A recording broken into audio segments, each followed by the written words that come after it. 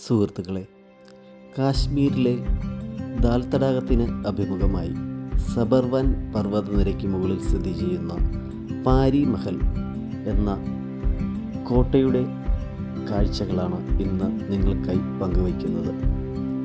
പാരി മഹൽ ഒരു കോട്ടയേക്കാളുപരി ഒരു ഉദ്യാനമായിട്ടാണ് എനിക്ക് അനുഭവപ്പെട്ടത്. ശ്രീനഗറിലെ ഏറ്റവും മനോഹരമായ കാഴ്ചകൾ ഈ സ്ഥലത്ത് പ്രദാനം ചെയ്യുന്നു. മനോഹരമായ കാഴ്ചയാണ് ഈ കോട്ടയിൽ നിന്നും നമുക്ക് ലഭിക്കുന്നത്. താഴെ ദാൽ തടാകവും ശ്രീനഗർ നഗരത്തിൻ്റെ ദൃശ്യവും തെളിഞ്ഞ കാലാവസ്ഥയിൽ നമുക്ക് കാണുവാൻ സാധിക്കും.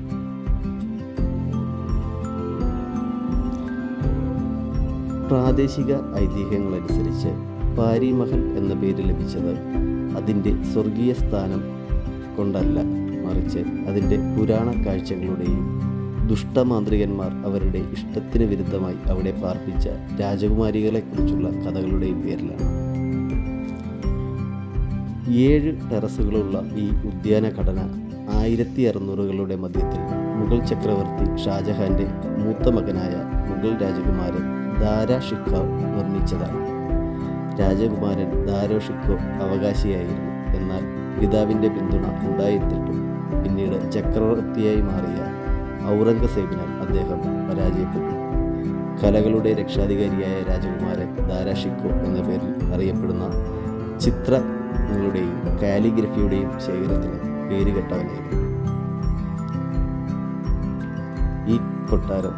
ഈ കോട്ട പിന്നീട് അദ്ദേഹത്തിൻ്റെ ഭാര്യ നന്ദിര ബാനുവിന് സമ്മാനിച്ചു.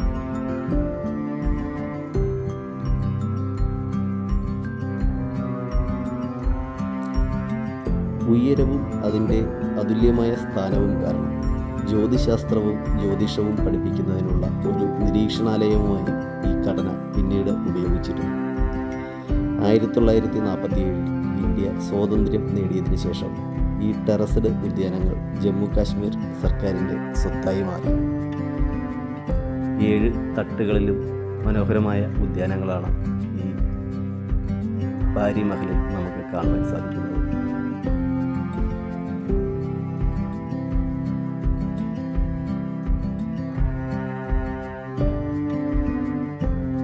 തെളിഞ്ഞ കാലാവസ്ഥയിൽ ഇവിടെ നിന്നും നോക്കിയാൽ നമുക്ക് താഴെ വ്യക്തമായി കാണാം. പക്ഷേ ഞങ്ങൾ സന്ദർശിച്ച സമയത്ത് കാലാവസ്ഥ അത്ര അനുകൂലമല്ലായിരുന്നു. മഞ്ഞ് മൂടിയിട്ടുണ്ടായിരുന്നു. അതുകൊണ്ട് തന്നെ കാഴ്ചകൾ അത്രയ്ക്ക് വ്യക്തവുമല്ല. എങ്കിലും ഉദ്യാനത്തിൻ്റെ മനോഹര ദൃശ്യം നമുക്ക് പകർത്തുവാൻ സാധിച്ചിട്ടുണ്ട്.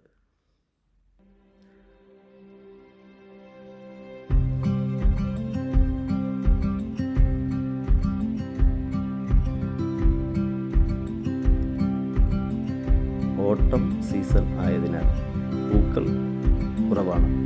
സമ്മർ സീസണിൽ മറ്റ് സീസണുകളിൽ ഉദ്യാനം നിറയെ പൂക്കൾ ഉണ്ടായി.